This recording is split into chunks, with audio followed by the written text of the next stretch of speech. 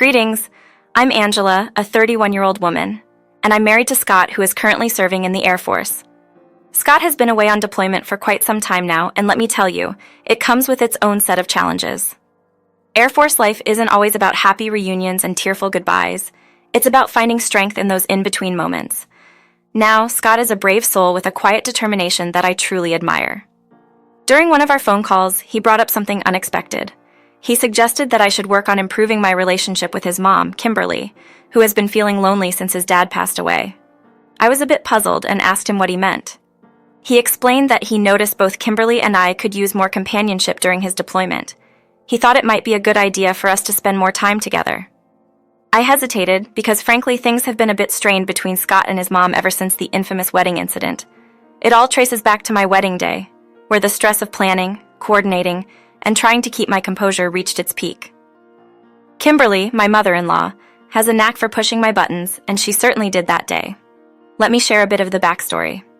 As I was getting ready for the big day, Kimberly, with a devious grin, accidentally spilled red wine on my pristine white wedding dress. Red wine on a white dress. It felt like a nightmare unfolding in slow motion. This incident has added to the tension between us, and it seems like it's time to address it and find a way to reconnect. Naturally, she insisted it was an accidental blunder, attributing it to her supposedly buttery fingers as her little one matured. However, my intuition told me otherwise. The sparkle in her eyes confessed the truth. She orchestrated it deliberately. From that point onward, our connection took a steep downturn. It felt as though a layer of trust had been meticulously peeled away, exposing the simmering tension beneath the surface. Every subsequent interaction was infused with veiled sarcasm and passive-aggressive remarks. What was once a friendly exchange morphed into a battlefield of snide comments, becoming utterly draining. I naturally distanced myself from the tumult. I had no interest in becoming entangled in a dispute, yet my affection for Scott and the pain in his voice compelled me to relent. How could I not feel sympathy for someone who endured such hardships during his service? Thus, begrudgingly, I decided to give it a shot. Years had passed, and I hoped Kimberly had undergone some personal growth. It wasn't easy, especially considering the tumultuous history between us. But for Scott and the commitment we shared, I thought it was worth a try. I owed him at least that much for the sacrifices he made during his arduous service, enduring rigorous training and countless sleepless nights. After a heartfelt conversation with Scott about reconnecting with his mother, I summoned the courage to reach out to Kimberly. I knew it wouldn't be a walk in the park given our complicated history, but I was determined to make an effort for the well-being of my husband and the overall harmony within our family. It turned out to be a colossal mistake. Kimberly's response was just as passive-aggressive as I had feared. Reluctantly, she confessed that Scott had given her a stern talking to regarding her treatment of me. She pledged to make an effort to tolerate me more, though the emphasis she placed on the word try made it clear that it wouldn't be a seamless journey. Consequently, we started spending more time together. The initial phase was rocky, with tension so palpable it could be sliced with a knife.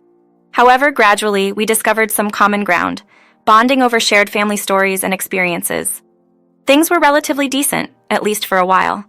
Yet the old Kimberly resurfaced, introducing those subtle jabs and digs that only I seemed to detect. It was reminiscent of high school mean girls pathetic, as if she couldn't resist herself. It drove me to the brink of insanity, and as months passed, the frustration intensified. I grew weary of being the nice girl, putting in so much effort to make things work. I had had enough of the artificial smiles and superficial conversations. It was time to address the elephant in the room, no matter how uncomfortable. One day, mustering my courage, I decided to confront Kimberly about her behavior. We were at her place, sipping on tea that seemed more bitter than usual. As I searched for the right words, my heart raced. Finally, I blurted it out. "Kimberly, I can't ignore the tension between us. Despite our progress, these little jabs and digs are taking a toll on me." Kimberly gazed at me with practiced innocence, but this time I wasn't falling for it. "Oh my, I'm uncertain about your intentions." Inhaling deeply, my irritation transformed into resolve. "You grasp the essence of my thoughts, and truthfully, I'm weary of maintaining a facade. If we are to navigate through this, a sincere dialogue is imperative." At that juncture, chaos erupted. Our exchange evolved into a vehement disagreement, each uttered word more incendiary than the preceding one. Our voices elevated, and I sensed the tension constricting the air, stifling me. Honestly, I half expected my intrusive neighbor to summon the authorities, presuming a domestic dispute was unfolding. As the clamor persisted, the profound roots of resentment became apparent. It surpassed the triviality of spilled wine on my wedding gown. It delved into years of misconceptions, miscommunications, and a reservoir of suppressed anger.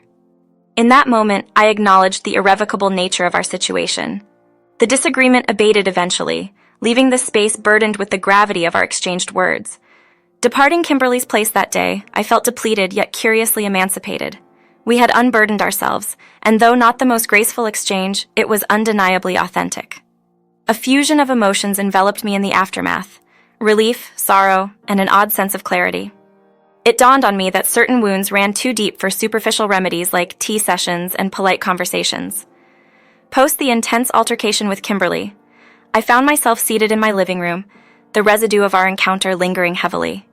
Fed up and exhausted from the perpetual tension and squabbling, the walls of the spacious house seemed to close in, suffocating me with unresolved issues and memories.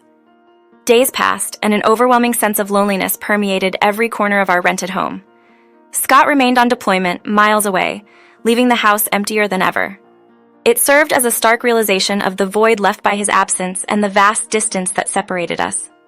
Following a heated disagreement with my mother-in-law, an overwhelming sense of loneliness engulfed me. I grew weary of either being too distant from my loved ones or uncomfortably close to those I'd rather avoid.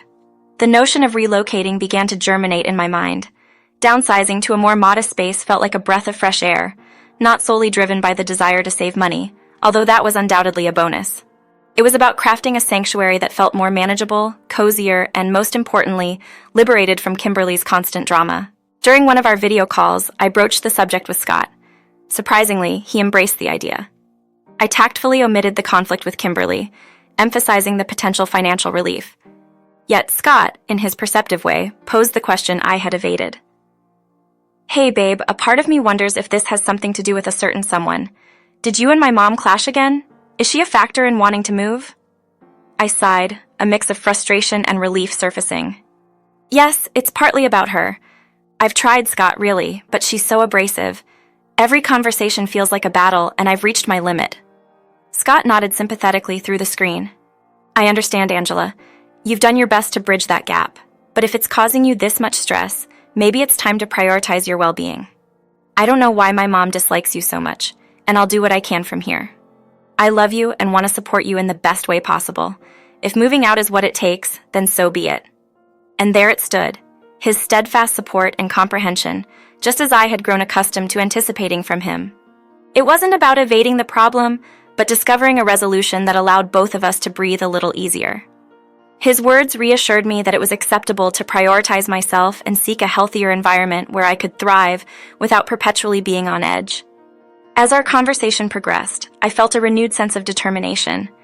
Relocating wouldn't solve all our issues, but it would be a stride toward reclaiming my peace of mind. With Scott by my side, even though miles away, I felt empowered to make decisions leading to a more positive and fulfilling future. So, as I surveyed our living room, I envisioned starting anew in a cozier space devoid of the ghosts of unresolved conflicts. I was prepared to take that step, creating a space where Scott and I could find solace in each other's company, without the constant weight of negativity that had plagued our relationship with Kimberly. Fast forwarding about 5 months, I was settled into this fantastic apartment, a real game changer. Escaping that old place with its bad vibes was incredibly liberating. My 21st birthday was on the horizon, and I was excited. It would be my first time celebrating in my new digs, and I was determined to make it awesome. Typically, I'd leave my home the night before the party, allowing friends and family to surprise me by decking out the place. However, this year called for something different. A grand party in such a tiny apartment wasn't feasible. My friends were there, and we kicked off the celebration before our early flight the next day. We had a pre-trip hangout, crashed at my place, and then jetted off together.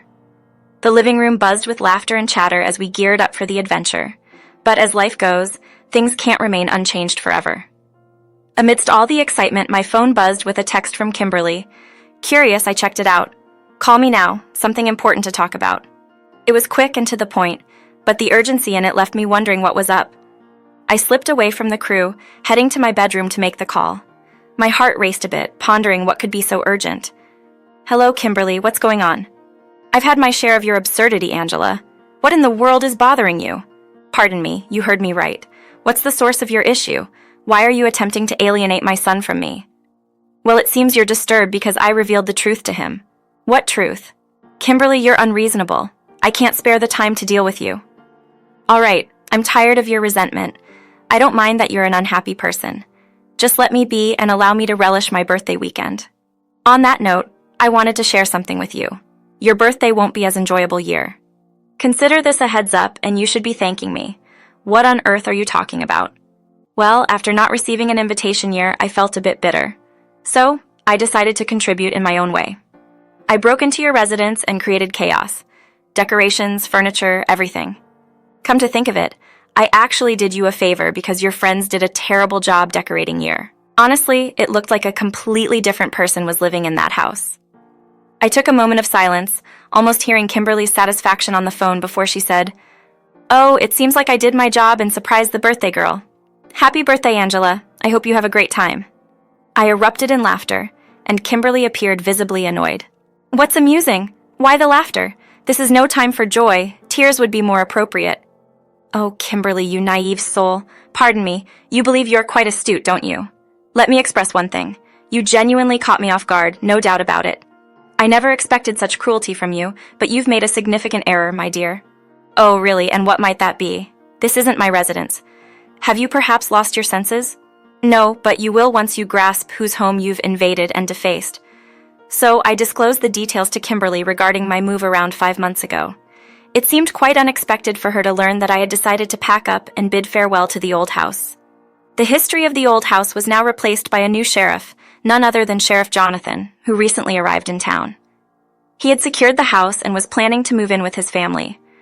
Having met him a couple of times, I could already sense that he was a genuinely nice guy, focused on getting everything in order before his family's arrival. As I narrated all of this to Kimberly, I could feel her mood shifting. She started to panic, and I understood why.